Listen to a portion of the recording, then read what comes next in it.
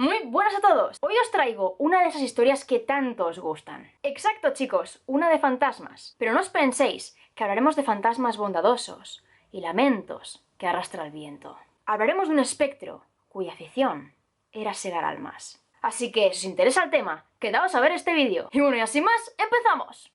Existen una infinidad de leyendas e historias que hablan de fantasmas que han salvado vidas humanas. Una infinidad de testimonios de personas que dicen que sus seres queridos, sus seres fallecidos, han bajado a la tierra para traer mensajes positivos, mensajes de esperanza, mensajes de lucha para conseguir sus sueños. Pero en este caso, os traigo una historia que habla de todo lo contrario. Una historia que nos habla de cuán peligroso resulta jugar con el mundo de los espectros. Nos trasladaremos hasta la zona de Mayfair, una de las más caras de Londres, pues allí nos encontraríamos con un curioso emplazamiento, el número 50 de la Plaza Berkeley.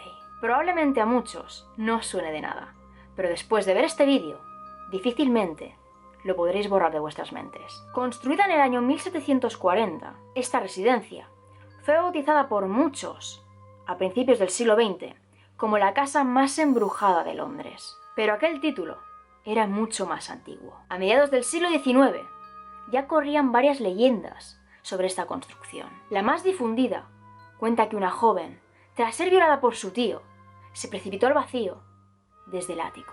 Otra historia cuenta que un muchacho fue secuestrado y encerrado en el ático y alimentado a través de una pequeña puertecita hasta que enloqueció y murió. Desde entonces, se dice que su perturbado espíritu se traslada siempre desde el ático hasta el sótano. Se considera que ese espectro se convirtió en un terrible asesino. Y sus descripciones eran muy ambiguas, pues quienes le habían visto habían muerto. Y quienes habían sobrevivido a sus ataques habían enloquecido. Y sus testimonios eran terriblemente irreales. Durante mucho tiempo, el dormitorio de la planta superior fue considerado un lugar embrujado. Ninguno de sus huéspedes podía aguantar una noche allí. Todos terminaban huyendo despavoridos, presos del pánico, por el profundo terror que sentían al notar que alguien les miraba desde algún punto en la oscuridad. Se dice que el espectro se presentaba siempre con forma animal, con la forma de un animal desconocido, una mezcla entre ser humano y pez, un ser que muchos aseguraban que vivía en las alcantarillas de Londres. Pero ya os digo que las descripciones son muy ambiguas y carentes de sentido.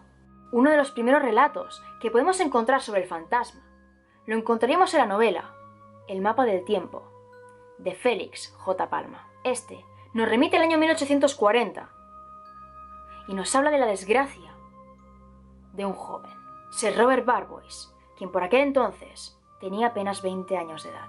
Este joven estaba lleno de valentía, de orgullo, y despreciaba profundamente las historias de fantasmas. Una noche, mientras se encontraba bebiendo en una taberna cercana con sus amigos, uno de ellos le retó a dormir en el número 50 de la Plaza Berkeley. Le retó a dormir en el cuarto embrujado, el cuarto conocido por todos como el del demonio.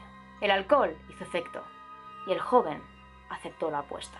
El grupo se presentó en la casa y solicitaron al propietario, el señor Benson, que le alquilara el cuarto a Robert. Al principio, este se negó, pues esa era una estancia prohibida. Pero Robert insistió en que quería demostrar su valentía. Quería demostrar que los fantasmas no existen. Así que finalmente, Benson aceptó, con dos condiciones.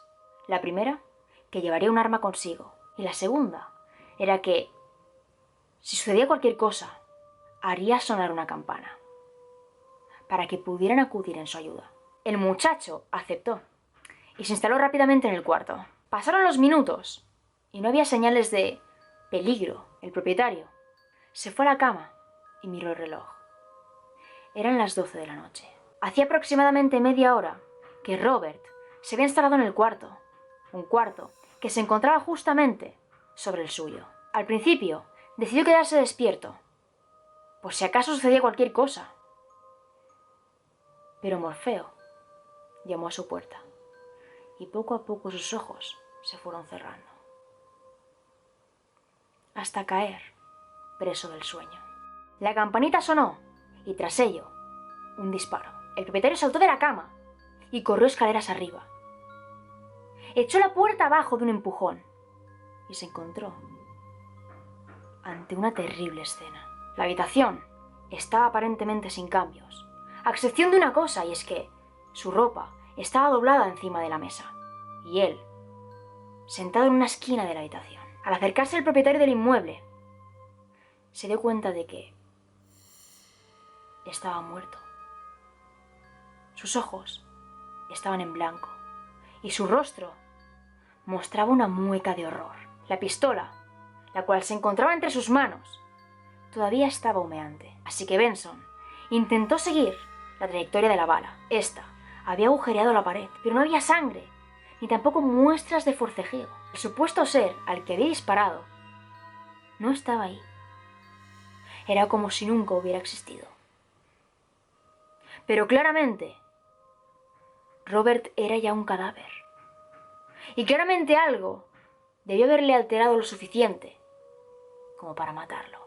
Tan solo 3 años más tarde, la casa se convirtió nuevamente en la protagonista de otra desaparición horripilante. Y aunque los detalles de esta narrativa puedan variar en función de la fuente que consultemos, todos vienen a decir lo mismo. 2 marineros de Portsmouth, Edward Blunden y Robert Martin, después de haber malgastado prácticamente todo su dinero en una taberna de la zona, decidieron alquilar una habitación en aquel edificio. Eligieron este porque básicamente tenía los precios más bajos de la ciudad.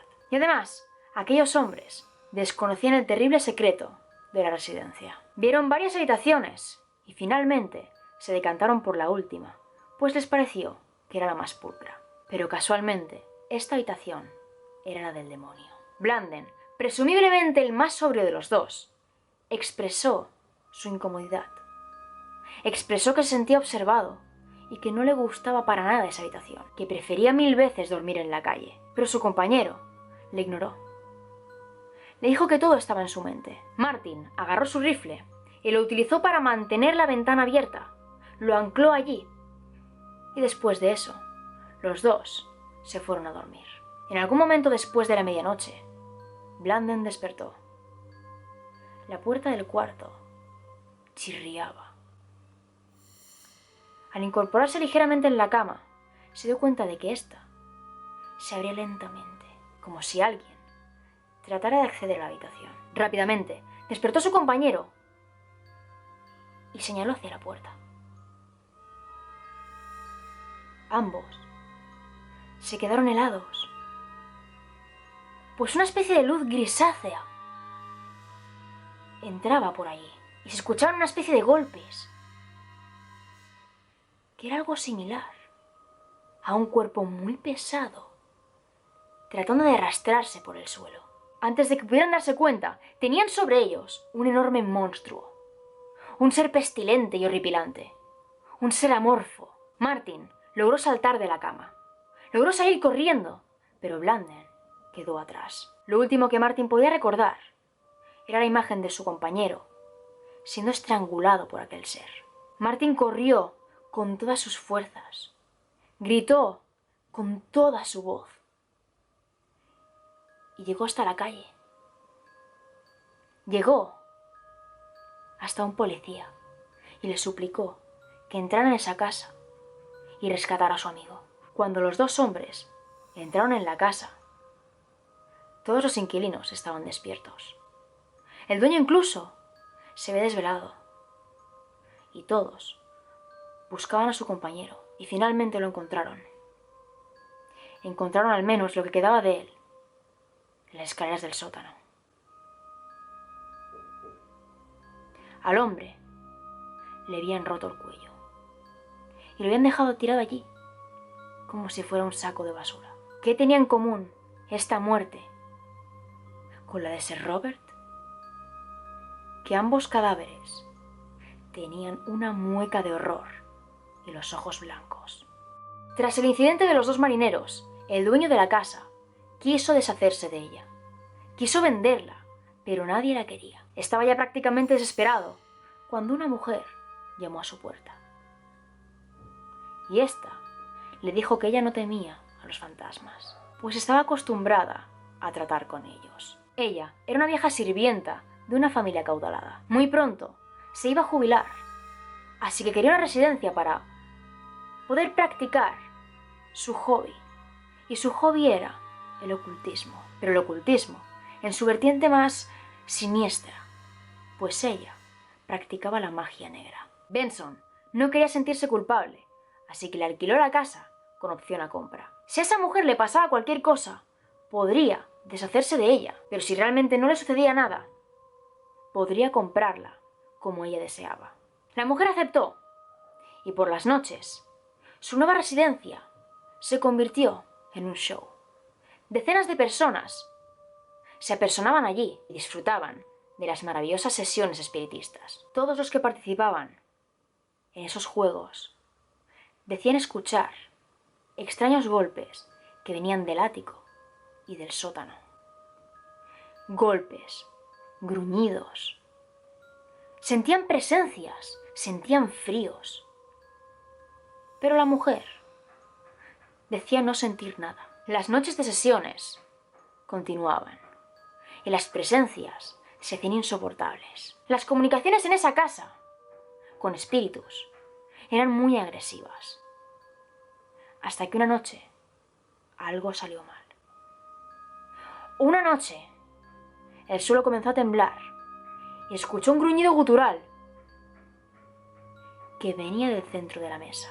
Todos los asistentes salieron por patas, corrieron entre gritos, huyeron a la calle, pero al salir de allí, la propietaria de la casa no estaba. La buscaron por todas partes y no la encontraron. Llamaron a la policía, avisaron a los vecinos, pero nadie era capaz de encontrarla. La casa estaba vacía.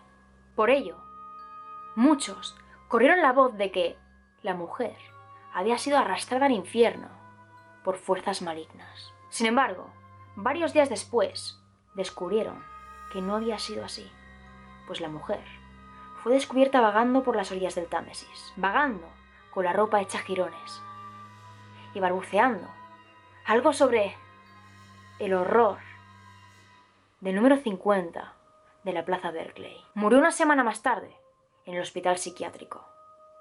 Sus últimas palabras fueron las siguientes: no dejéis que me toque. La suerte llamó a la puerta del propietario de la casa, y es que un comerciante, profundamente enamorado de la construcción, decidió comprarla para su futuro yerno. El joven iba a introducirse en los negocios, estaba estudiando abogacía y necesitaba dinero para costearse la tesis, así que decidió unirse a los negocios de su futuro suegro. Tenía un futuro verdaderamente prometedor, pero en cuanto pisó aquella casa, todo en él cambió. Sus mascotas comenzaron a desaparecer, y él decía escuchar aún algo arrastrarse por las paredes, aún algo que subía y bajaba las escaleras a través de la pared. Decía sentir repugnantes perfumes. Decía sentirse observado. Decía que en esa casa vivía un monstruo. Poco a poco se fue encerrando más. Poco a poco dejó de salir al exterior y comenzó a investigar sobre aquel monstruo. Su vida entera giraba en torno a él. El muchacho creyó haber encontrado un pasadizo que unía el ático con el sótano, y que ese mismo pasadizo, una vez llegaba al sótano, se iba directo a las alcantarillas. El joven abrió la pared y quiso demostrárselo al mundo. Hizo planos de aquellos pasadizos secretos. Creó su propio grupo de investigación, un grupo de personas dispuestas a entrar en las alcantarillas para cazar a ese monstruo. Pero cuando llegó a ese punto, su novia le dejó y su familia le dio de lado, esperando a que reaccionara, esperando a que volviera en sí. Pero lo que consiguieron fue que nunca más nadie volviera a saber de él. Y lo único que dejó fueron sus planos, sus dibujos y sus teorías. Teorías y párrafos describiendo a la criatura, asegurando que la había visto y que su boca no solo supuraba una especie de baba verde y viscosa, sino también un aliento que podía ser el de la mismísima muerte. En la década de 1840, la casa no encontraba dueño y por ello se convirtió nuevamente en un hostal. Un hostal en el que solían hospedarse viajeros y marineros, personas que desconocían la leyenda. Una noche, un joven acostumbrado a viajar, sobre todo de América a Inglaterra, decidió hospedarse allí, pasar la noche en el cuarto del ático. Al día siguiente, al despuntar el alba, el joven tuvo que ser sacado de allí en una camilla con la ayuda de 2 enfermeros. Enfermeros que lucharon por más de 15 minutos por mantenerle quieto. Se había vuelto completamente loco y gritaba una y otra vez que en esa habitación había un horripilante monstruo. Un monstruo que babeaba líquidos pestilentes. Un monstruo de innumerables tentáculos y de grandes dimensiones. Cabe señalar que a partir de esta historia, muchísimos investigadores de lo paranormal, de lo inexplicable, se dirigieron a esa casa para investigarlo, para investigar los sucesos, las leyendas. Pero nunca ninguno de ellos aguantaba una noche entera. Un experto, cuyo nombre se desconoce, al pasar una noche allí, desapareció y a los pocos días su cadáver fue hallado en el sótano, con la misma cara de horror y los mismos ojos en blanco que 2 de las víctimas de aquel espectro. A partir de ahí, el edificio dejó de funcionar como un hostal y se puso a la venta. Los dueños ya no querían saber nada del tema. Intrigado por los hechos, un cazafantasmas llamado Lord Lyttelton decidió enfrentar a la criatura. Decidió destruir al monstruo de la Plaza Berkeley. Se armó con 2 revólveres, uno con balas normales y el otro cargado con pequeños crucifijos de plata. Tras ello, se alojó en la habitación del demonio y a los pocos minutos de instalarse allí y provocarlo, un monstruo se apareció ante él y se abalanzó sobre su cuerpo. El hombre le disparó con balas normales y aquello no surgió efecto, pero al disparar con el revólver de los crucifijos, aquel ser fue herido en uno de sus tentáculos y huyó despavorido. Lord Lyttelton sobrevivió al encuentro con la bestia y declaró que aquella había sido la noche más horrible de su vida. Reconoció, pues, que aquella era la cosa más terrible a la que se había enfrentado jamás, y sus experiencias fueron recopiladas en un libro posterior titulado Notes and Queries, publicado concretamente en el año 1887. En la actualidad, el edificio ha sido restaurado y convertido en una librería que ocupa el primer piso. La planta superior está tapiada y el sótano también.